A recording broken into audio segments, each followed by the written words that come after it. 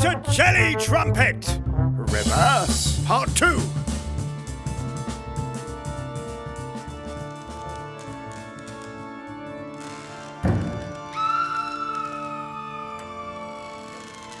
See, that's going to happen more and more. Told you, there are probably secret rooms and a lunatic roaming around this dark, gothic maze armed with a stabby thing. A knife? No, thank you. They're dangerous. I've seen movies. Oh, doucement, garçon courageux. But we have the Queen, C-Mac, Nigel, Mr. Sherlock, and a drunk doctor in a wheelbarrow. What good is a drunk doctor in a wheelbarrow? A decoy? Assez de bêtises. Monsieur Sherlock, what are we going to do? We split up and search the house and grounds, of course. Have you any idea who could have taken Princess Yamaha? Or why? A good question. I think he's sneering at us. Quite rightly. A devil? No, not a devil, Your Majesty. Dr. Watson and I came to this isolated place to investigate a London criminal.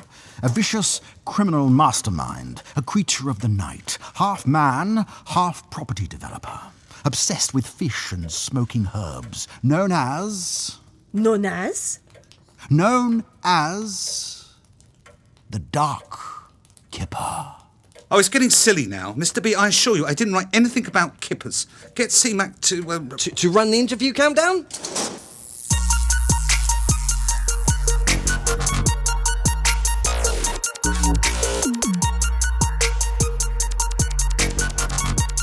Interview countdown.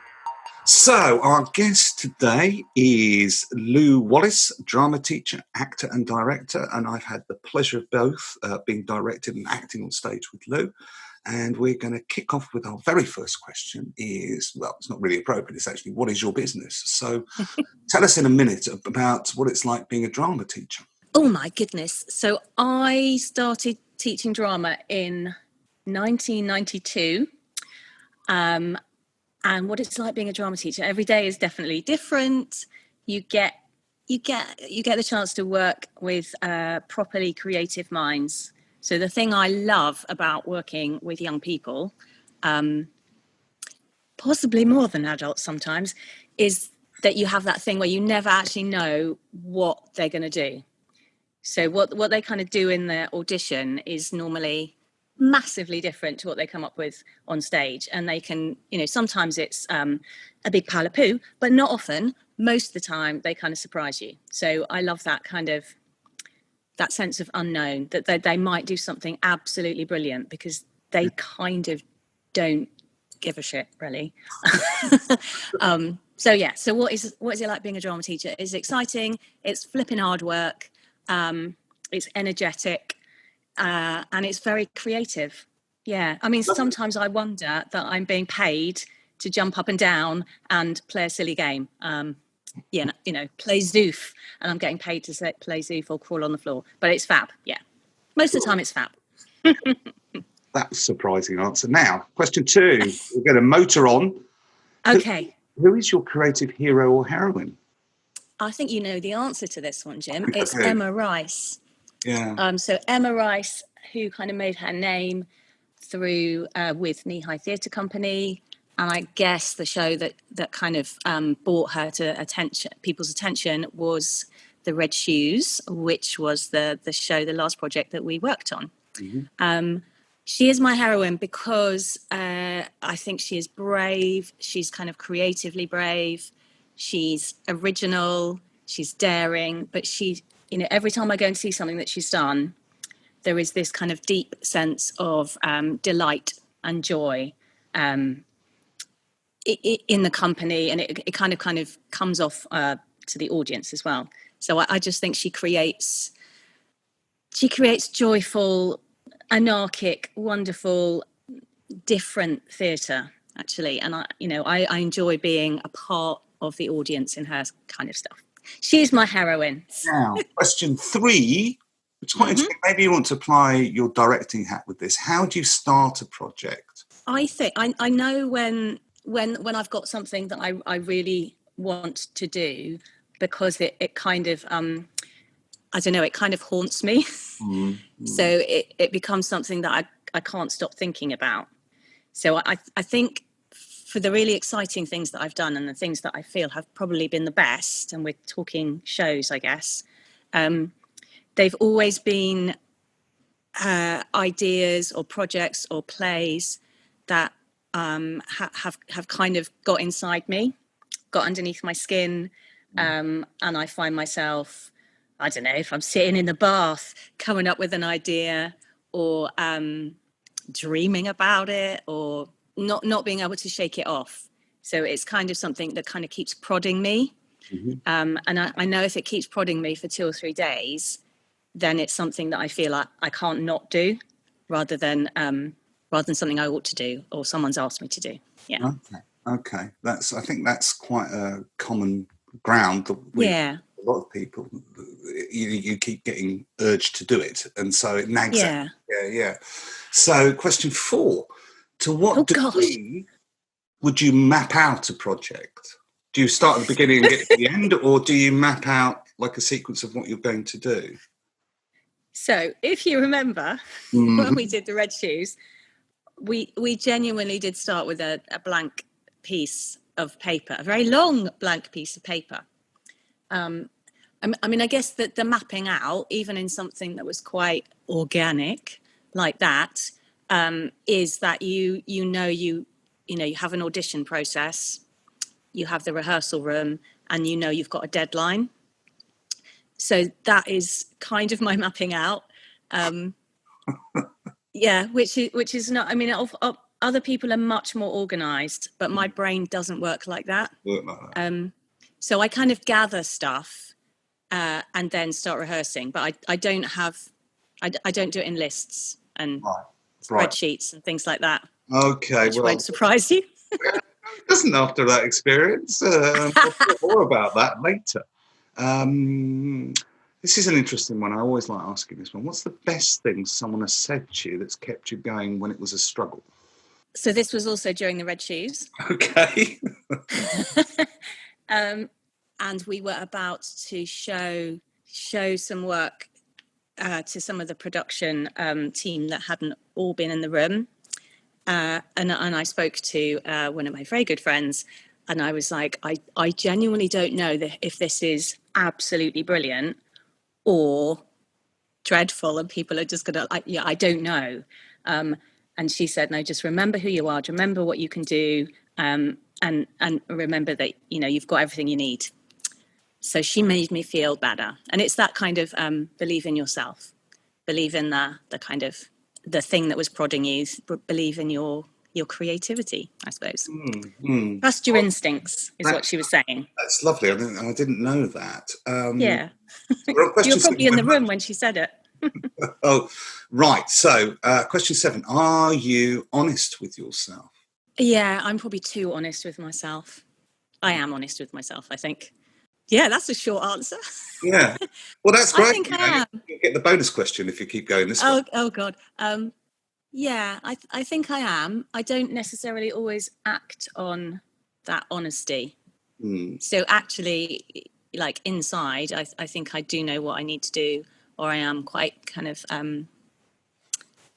I can reflect quite successfully on what I've done, but I don't always act on it appropriately. Right. But I think I'm quite a good judge of my own character. Yeah, I would say you are, having worked with you. I can say that. What's the proudest you've been of one of your ideas? So, yes, Red Shoes. But I think it would be something that I did as a teacher. So back in 1997, I had done, and Rob had worked, my husband Rob, had worked with me on a kind of musical version of Romeo and Juliet with the students that I was teaching at Sandringham School over in St Albans. And then one day I just went into my mentor's office and said, why don't we take it to Edinburgh? And she went, yeah, all right then. And we so we did. So we took 45 teenagers to the Fringe in 1997 when the average audience was about 8. They created their own theatre company. They got their own sponsorship. We had a big gala night. We raised like $2,500. We got Shell, slightly weirdly. No, Schweppes, actually, and Shell to sponsor us. And we had a sellout production at the Fringe. and we got in a Scotsman. And it was probably, I remember my brother actually, when we came home, he's an actor, he worked with us on it, and he said, I don't think those students kind of, know what they've just done. Do you think they have any idea what they've just achieved? And so 20 years after the event, we had a reunion back in Edinburgh. I realised that it had been a big deal. I knew it was a big deal. Yeah. But for them, they saw it as that was the point where a lot of them are now professional creatives. Wow. Not all of them, but they know that it kind of gave them something. I think something that their education, the formal bit, didn't give them. So that was it. Makes me feel warm when I think about it. Oh, that's a lovely thing to feel when you look back on something like that. Right, so this one is really appropriate for you, and one of my favourite questions. Should creativity be taught as a skill in school? Yes. I mean, I think it kind of is informally. I'm not sure that people, I think because people can't always put their finger on what it means, that sounds a bit stupid, but I think people can't. They know if people are creative, or they know if they struggle. But I think, the powers that be, the policy makers, I don't think they would understand how you would do that.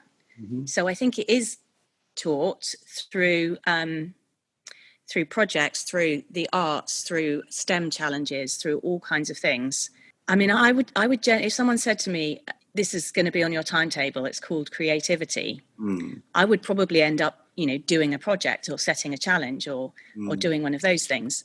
I'm not sure that its nature is going to kind of, it means that you could create a creative curriculum.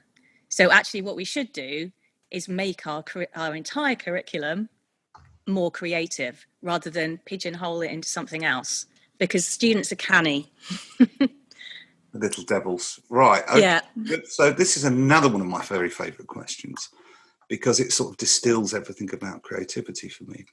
If a 10-year-old asked you, what one thing would make me more creative, what would you reply? I would reply, trusting your instinct, believing in yourself, believing that you can be creative. And I think a 10-year-old is quite an interesting age. So I've done quite a bit of work with younger students, and you find that, the answers to the questions you give, or if they're improvising, they have this genuine freedom of their imagination. And, it's like unfortunately, the education system and life kind of narrows that. So, people don't trust that they are imaginative, or they don't think that that's important anymore. So when you get to kind of year 8 or year 9, students start to doubt themselves, and that kind of restricts their creativity, because they think, that's the wrong answer, or people are going to laugh at me, or whatever. So if there would be a way of kind of distilling that 10-year-old brain and making, even adults, that's quite often a barrier to adults being really creative, is that they don't value their imagination. When you're a child, you kind of thrive on your imagination. That's I kind of lived in all kinds of worlds when I was 9 or 10, me too. And stories and everything. So yeah, trust it. Trust, the most important thing. So how can a listener get in touch with you? I'm on the social media. Yeah, you are on the social media. Right? I'm on the social media, and I'm on the Instagram particularly. And I do have a little sideline, which I may be returning to, which is kind of crafting and sewing stuff. I'm called Poppy Vintage. And yeah, so that's something I may be developing a little bit more in the future. Okay, that sounds like fun. And turn up to my audition at the barn. I'm going to ask you the bonus question, and I'm going to read it properly now, so you remember exactly what it is. You are marooned on a desert island. Which 3 things wouldn't you want on that island? I wouldn't want my phone, right, or any kind of contact. Yeah, any kind of device. I wouldn't want too much sun, because I get sunburnt. Yeah, yeah. And what would be the third thing I wouldn't want? Oh God. I wouldn't want. I'm quite easy to please, Jim. So I think I'd be. What would be the third It thing? can be two. It can be two. You can stick on. Okay. Yeah, There you go. those two. No device. No devices. Yeah. And not too much sun. Not too much sun. Yeah, that sounds very reasonable to me. And I'd be quite happy. Well, that was a lovely, charming, and informative interview. And I thank you, Lou Wallace, drama teacher, actor, and director. Thank you very much for being on Jelly Trumpet. Thank you, lovely.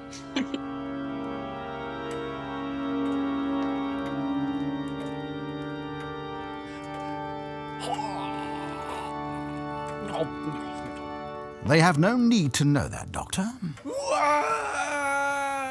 No need for us to know what? That's the quarter hour. 45 minutes to Yamaha. Hang on, I didn't write this either. I've told you, strange things happen in true crime podcasts. Oh, I must listen to some. Enough. Your machine and the squirrel can search the grounds for the princess. Wait, that's what the Dark Kipper will want us to do. We? Yes, Madame?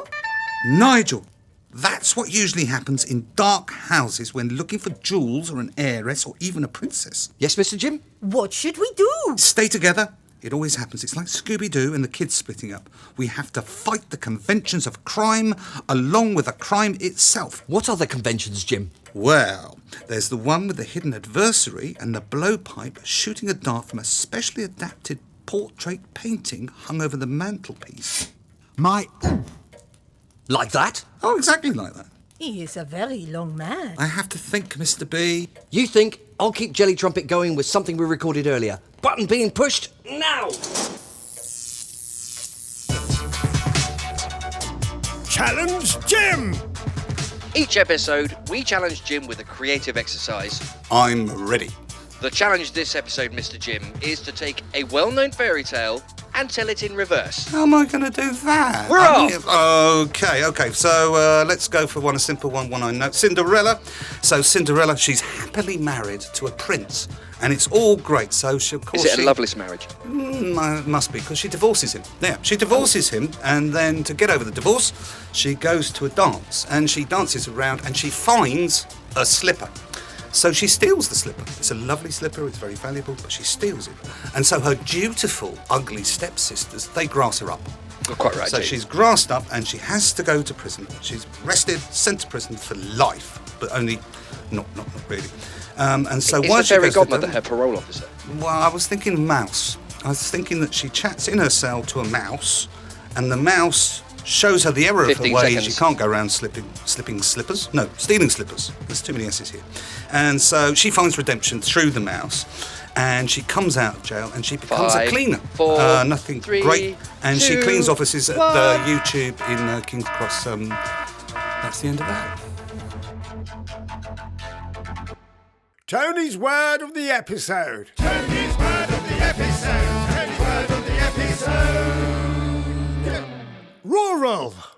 Rural.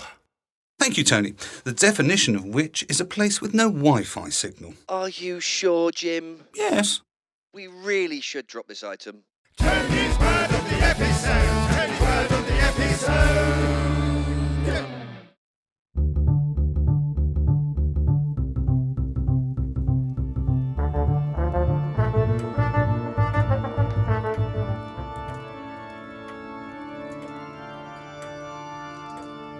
Great! The world's greatest dispensing detective is comatose and his helpmate is blind drunk. Consulting. Consulting? Sherlock Holmes is a consulting detective, not a dispensing detective.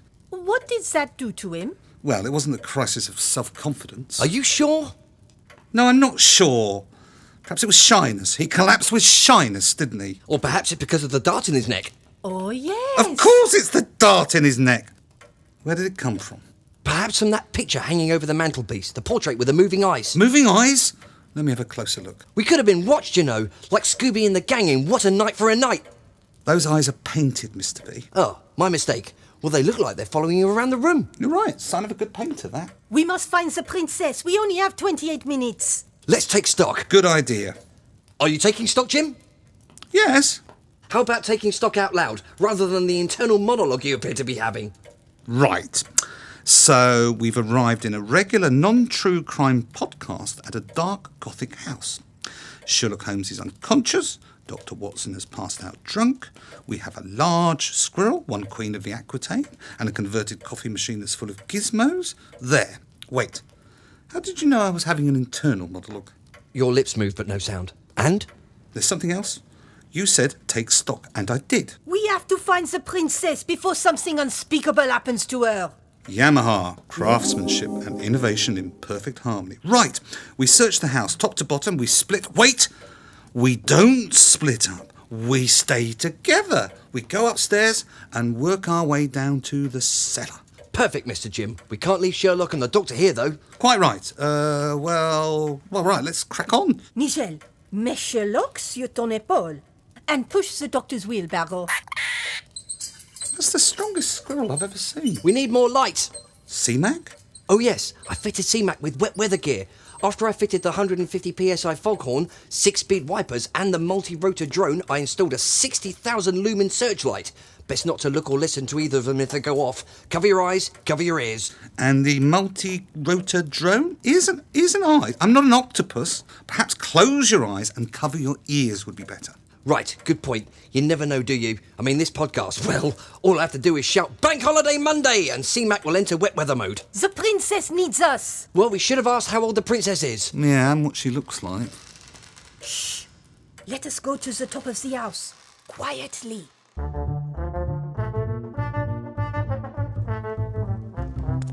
have a heart attack with all these stairs. My knees. We should eat less cake. Does fish oil really work? And drink less wine. Oh, I hear it does. Shh. I'm a bit scared. I'm scared too. Anything in particular? The gig economy, perhaps? The death of the high street? Government contracts for maids? The ending of Game of Thrones? Charities with huge admin costs? Hedge funds buying, stripping and selling on chain stores and putting people out of work? Thank you, Jim. I really needed a sense of proportion at this time. Did you hear that? A rocking chair. The sound's coming from over there. Michel, stay back. 1, 2, 3. Oh, nom de père. What is that? C-Mac, run audio. Tales from Jim's Medicine Journal. Mindfulness. Have you ever come across that? You can study it in a group or get a book with a CD. It's meditation, something that helped me and is in my medicine journal.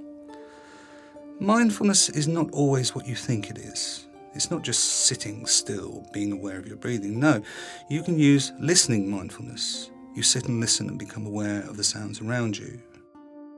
You can take a walk with mindfulness. You listen too, but you feel everything.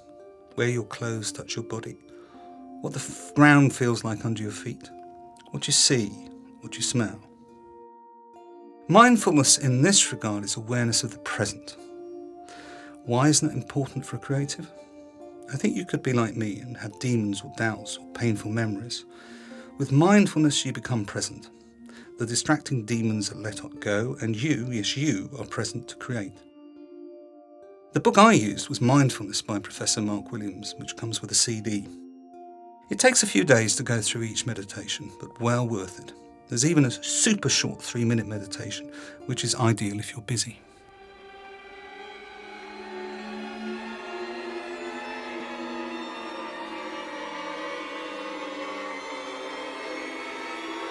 I've never seen anything like this. Why would anyone do this? This is the work of a demon. No, Your Majesty.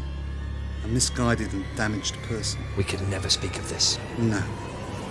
We will never tell what we saw in this room, in the House of Fear. The smell. A place of sadness. Sad. What is it, Michel? What's he pointing at? Is that C-Mac? Yes, C-Mac is going up that staircase to the attic. Well? We have to go too. We must. I'll go first. No, I'll go first. Very well. Careful, Jim. I will be. We're behind you.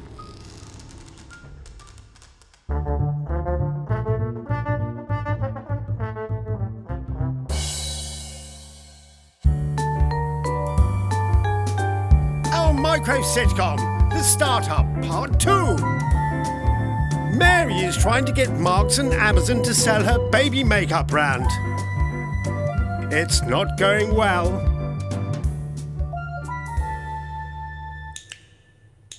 What's that? What is BMO? We are only now just starting to brief our partners. Partners? In what? Crime? Business partners, Mary. Business partners. Oh, I've had enough. Our new delivery service, BMO, will directly beam all goods directly into the home. We will end late delivery. We will end wrong deliveries. We will end expensive returns. Our special Academy of Science will perfect BMO, and we will rule retail. Well, fuck me. Oh, excuse me, my best friend's calling. HM Revenues and Customs, hello. Really? Well, excuse us. We'll talk later in the week. You know, find you a proper deal, put aside the fines, the cooperative fund must be going. We'll get back to you with a great deal. A really good one. You keep some monies. That kind of deal. Bev? My personal HM Revenues and Customs. No, the meeting's over. They made a deal.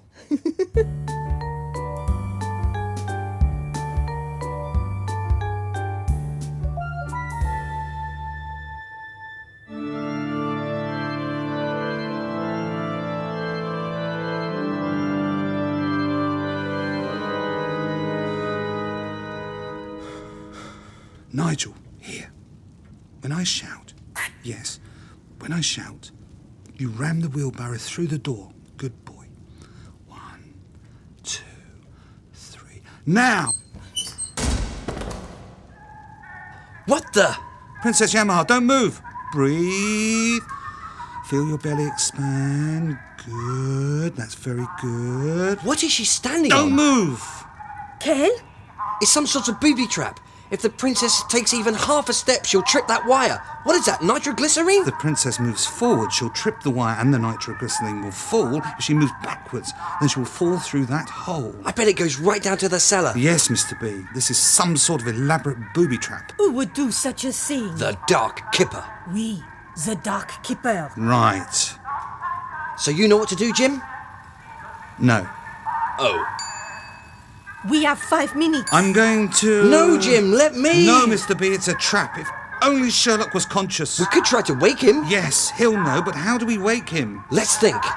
C-Mac, run audio. List of the week! This week, things I do at 11 o'clock at night after some fizzy pop. Number 1, eat a bag of salted crisps. Number 2, wonder why I'm not starring in a Game of Thrones spin-off. Number 3, munch on a Scotch egg with a salad cream dip. Number 4, remind myself I can have bacon for breakfast. Number 5, wonder what Kate Blanchett is really like.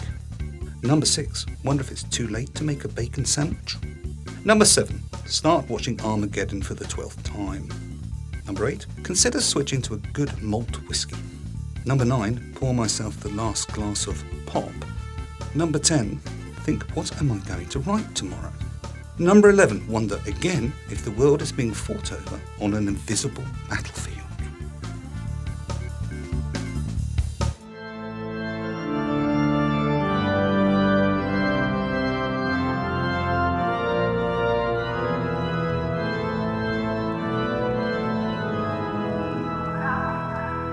If the princess moves off that pedestal, she's a goner. We're going to get you out, Princess Yamaha. We need to wake Sherlock. It's too late. I'm going to get her. No, Mr. B, no! Mr. B! It's a trap! I'm coming, princess. No! Where is Mr. B? Mr. B! I'm okay. I seem to have fallen through the floor into a hidden room. It's full of boxes. Boxes of fish. We'll get you out. We only have seconds. The princess will fall, and so will all of you. What was that? Nigel, here! I hate your podcast. I hate the silly, silly, silly thing. It must end along with the princess. You are doomed. What did he say? Mr. B, it's Easter Monday. Late summer Monday. Boxing Day. Bank holiday Monday? Initiating. Close your eyes. Cover your ears. Mine eyes, mine ears.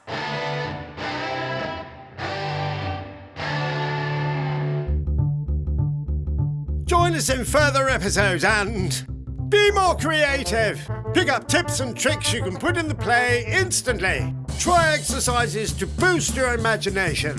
Listen to creative guests.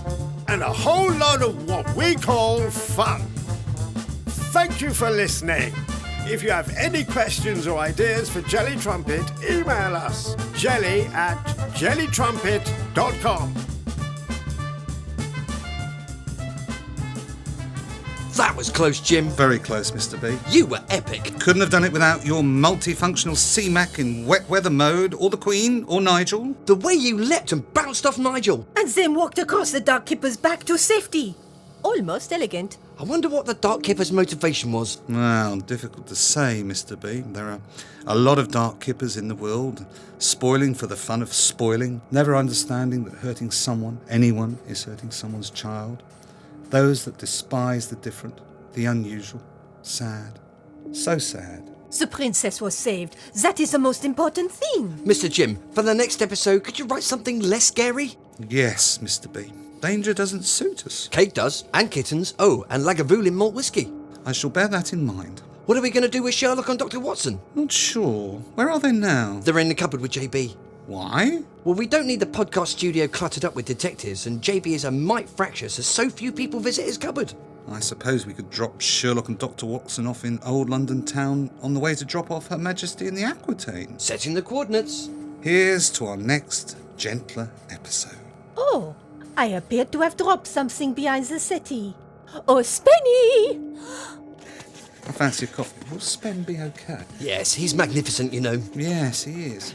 Set podcast to stun, Mr. B. Aye, aye. For all mankind!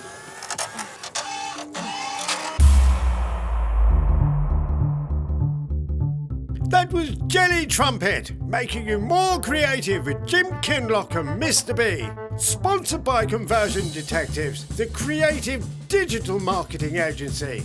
Search Conversion Detectives. Thank you for listening. Thank you for all those that encourage Jelly Trumpet.